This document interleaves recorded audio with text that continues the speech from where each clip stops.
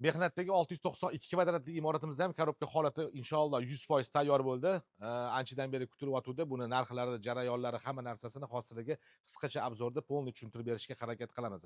Xo'p, mehnatdagi imoratimizda yerga qurilgan imoratimizda ikkita tarafida va orqa tarafida qo'shilgan imorat bo'lganligi uchun bizada yerimiz 5 sotuv bo'lganligi sababli, ya'ni yerimiz kichkina emas ham, katta ham emas. No, biz shunday loyiha qildikki, faqatgina mana shu imoratga qarab turganimizda o'ng qo'ldagi xonadonimizni yarim podvoli, yarmi podvolsiz bo'lganligi uchun ham imoratimizni surishga jazm qilmadik, lekin orqa tarafdan va yon tarafdan imoratimiz ozgina surilgan. Hozir ichkari kiramiz, qilingan jarayonlarni batafsil sizlarga tushuntirib beraman. Xo'p, biz bu yoqqa kelganimizda birinchi o'rinda qilgan ishimiz kotlavanni qazganmiz. Kotlavanni qazish jarayonida podvolimiz 3 metr tashkil qiladi, lekin 0 urindan 2 metr 50 santimetr qazganimizda podvolimiz grunti yumshoq chiqdi nisbatan. Oldingi qilgan loyihalarimizga nisbatan juda yumshoq bo'lganligi uchun buni loyihasini qilayotganimizda biza 120 lik lentishniy podushka berganmiz. Lekin gruntimiz o'sha aytganimdek yumshoq chiqqanligi uchun to'liqligicha monolit quyishga, ya'ni podbetonka bu jarayonni tushuntirib beraman va lentishniy podushkani o'rniga to'liqligicha monolit podushka quyishga majbur bo'lganmiz. Xo'p, imoratimizning birinchi qavatiga kiradigan bo'lsak, bizning birinchi qavatimizda katta hol, mana o'zingizlar ko'rib turibsizlar. Remontdan keyin inshaalloh juda ham ko'rkam jarayon bo'ladi. Hozir biz orqa tarafda naveslarimiz, letnik kuxnyalarimiz bo'lganligi uchun ustalarimiz hali ish jarayonida, ya'ni jarayon protsessida, lekin korobka holatimiz 100% to'liq tayyor bo'lgan. Xo'p, birinchi qavatga kirganimizda bizani katta hol kutib oladi. O'ng qo'lda родительский spalni, ya'ni ota-onalar uchun hamma qulayliklarga ega, o'zini sanuzli garderoblari bor spalni. Xo'p, chap qo'limizda oshxonamiz bo'ladi. Uy egalari o'zlari aytdilar. Endi bilasizlar, ayollar 80% umrini, bir kunlik umrini o'sha oshxonada o'tkazganligi uchun oshxonani ham juda katta qilganmiz. Va mana orqamda o'sha o'ng qo'limda zona o'ddihi, ya'ni uy egasi o'zi dam olib o'sha ishdan keladi, charchiydi, bilasizlar, baribir hayot tashvishlari. O'shandan charchiganda bemalol dam olib maza qilib o'tiradigan xona va alohida katta mehmonxona qilganmiz. Ikkinchi qavatimizga e'tibor beradigan bo'lsak, ikkinchi qavatimizda to'liqligicha spalni rayon berganmiz, faqat bitta zona o'ddihi yoki buni mehmonxona qilsa bo'ladigan holat. Lekin ikkinchi qavatimizdagi uchala spalni ham hammasi o'zini sanuzli garderobiga ega, hamma qulayliklarga ega xonalardan iborat bo'lgan. Xo'p, endi imoratimizning qurilish jarayonida aytadigan bo'lsak, kotlavandan keyin gruntimizda yumshoq chiqqanligi uchun buni to'liqligicha trambovka qilganmiz va sarakovka shebin, ya'ni tuxumdan ozgina kattaroq shebin tashagan holatda uni ham to'liqligicha trambovka qilganmiz va darojniy setga tashib 10 santimetr podbetonka, ya'ni stяжка quyganmiz. Uni 100% izolyatsiya qilib bo'lganimizdan keyin 12 lik armaturadan to'liqligicha setishni qilib, mana shu diqqatinglarni diqqatinglarni bitta narsaga e'tibor berishini xohlagan bo'lardim.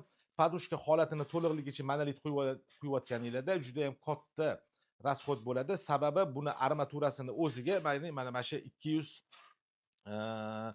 podvolimizda 214 kvadrat tashkil qilgan bo'lsa, to'liqligicha monolit quyganimizda endi oralari ochiladi, bilasizlar, чтобы abalovga qo'yishga yoki izolyatsiya qilayotganda joy tashab ketiladi. O'shani hisobiga bizda podvolimizni 250 kvadrat tashkil qilgan. Ana o'shanga armaturani o'zi 3 tonna 700 kilo ketgan. Ya'ni salkam o'sha 40 millionlik armatura ishlatganmiz 12 likni o'zida. O'sha bir qator setka qilib to'qiganmiz va 40 santimetrli monolitli podushka 250 marka betonni to'liqligicha quyganmiz.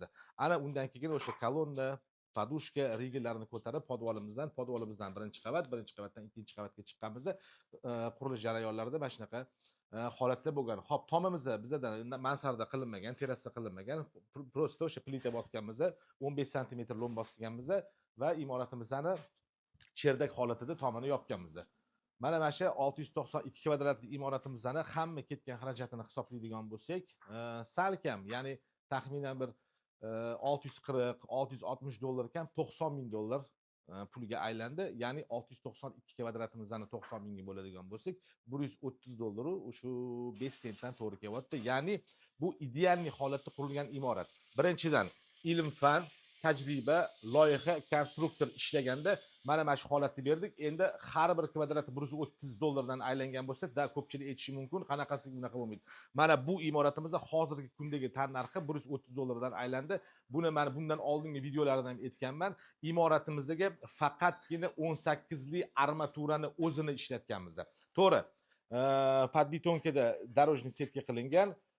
monolitniy podushkamizga 12 yil ishlatganmiz, lekin imoratimizda to'liqligicha kolonnasi, rigellari hammasi 18 lik armaturadan 8 tadan to'qiganmiz karkaslarini va imoratimizning seysmopoyez, ya'ni perimetr bo'yicha baribir rigel qilib qo'yilgan, lekin endi sizlarga tushunarli bo'lishi uchun seysmopoyez deyiladi. Seysmopoyez 15-20 sm tashkil qiladi, lekin imorat katta bo'lganligi uchun mana o'zingiz ko'rib turibsizlar, polni rigel qilib aylantirganmiz.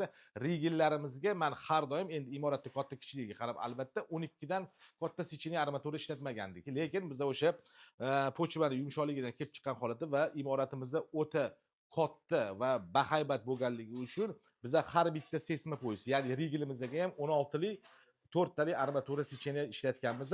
Hamma betonlarimizda 250 marka 250 marka ishlatilgan va o'sha aytganimdek imoratimizning to'liqligicha konstruksiyasi faqatgina 18 lik armaturadan tashkil topgan. Ya'ni 18 lik armaturadan qurilgan. Ya'ni imoratimizning mustahkamligi, xudo xolasa, mana endi ertaga nima bo'lishini faqat Alloh biladi. No, bu imoratimizda xudo xolasa yo'q deganda 150 yil turib beradi. Ya'ni tarix zarvaraqlariga bemalol tushirsa bo'ladigan imorat shunaqa bo'ladi va men hammaga aytgan bo'lardim, to'g'ri.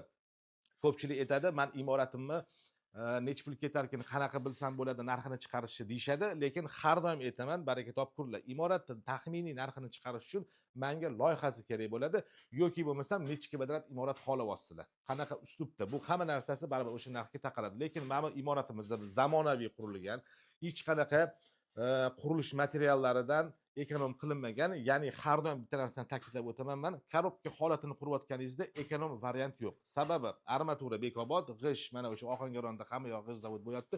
Betonlarimizda 200, 250, 300 marka ishlatiladi. Endi bu imoratimizda men yana bitta narsani aytmoqchiman. Toshkentda, endi faoliyatimiz asosan Toshkentda bo'lganligi uchun Toshkentdagi barcha prorablar xuddi shunaqa quradi. Ya'ni bu yerda bundan oldin aytganimdek qanaqadir kvant fizikasi yoki kosmetik kemalar yasalayotgani yo'q. Oddiy imorat. O'sha kolonna, o'sha beton, o'sha rigel, o'sha beton, podushkalarimizda beton, armatura, g'ishtlarimizda hamma bir xil quradi. Faqat imoratning ko'rinishi har xil bo'ladi. O'shaning uchun yana bitta narsani aytmoqchiman. Sizlar imorat qurmoqchi bo'lsanglar, mana shu $130 rakursni olsanglar, u aniq to'g'ri bo'ladi. To'g'ri, bu 90-95% gacha. Chunki nimaga? Ko'pchilik hozir savol beryapti, "Aka, nimaga siz qurayotgan imorat 130 ga aylanyapti deb, boshqalar qurgan imorat 180, 200, boringki $250 ga ham chiqib ketyapti" deydi. Endi bu yerda men bilmayman, sababi sizlar qanaqa do'g'ri qilgansizlar, kimni ishlatyapsizlar, u prorab qanaqa, u quruvchi qanaqa, unga o'zi javob beradi. Lekin har doim bitta narsani ta'kidlab o'taman, biz ham ilm fanga va tajribaga asoslangan holda quramiz. Bizga misol uchun to'g'risini aytish kerak bo'ldi, birovning haqqi kerak emas. Alloh o'sha o'zi barakasini beradi. Mana bunaqa mustahkamligi o'ta yuqori bo'lgan imoratni ham o'rtacha kvadrat metrini $130 dan olib, bemalol qurilishlarni boshlasangiz bo'ladi. Men bu imoratning mustahkamligiga inshaalloh javob beramiz, chunki biz buni loyihaga asoslangan holda o'zimizda qurganmiz. Shuning uchun bunaqa imoratlarni katta bo'lishidan qat'iy nazar, kichkina bo'lishidan qat'iy nazar narxini rakurs olishligi uchun $130 dan hisoblasangiz bo'ladi. Yana bitta momenti bor. Imorat qancha katta bo'lgan sari unga ketadigan xarajat shuncha kam bo'ladi. Imorat qancha kichkina bo'lsa, unga ketadigan sarf xarajat kvadrat metrida shuncha katta bo'ladi. Обязательно shunga e'tibor berasizlar va kelajakda menga qaysidir imoratni yoki bo'lmasam aka palon imorat qurmoqchi edim, menga taxminiy summasini ayting deganingizda menga albatta loyihasini taqdim qilib beringlar, yoki bo'lmasam necha kvadrat xohlayapsizlar imoratda. Ana o'shani kvadratini menga taxminiy suratda bo'lsa ham aytishinglarni xohlagan bo'lardim. O'shanda men sizlarga necha pul ketishini korobka holatiga yoki bo'lmasam necha pulga tayyor turishinglarni men bemalol ayta olaman. O'shaning uchun mana bu mehnatdagi imoratimizda 692 kvadratni tashkil qilgan va kvadrat metri $130 dan aylangan o'ta mustahkam imoratimizning obzorini qisqacha sizlarga tushuntirib berdim. Bo'lgan jarayonlarning hammasini aytdim. Kelajakda imorat qurmoqchi bo'lsanglar, xudo xolasa mana shu $130 rakursni olsanglar, maqsadga muvofiq bo'ladi. Salomat bo'linglar.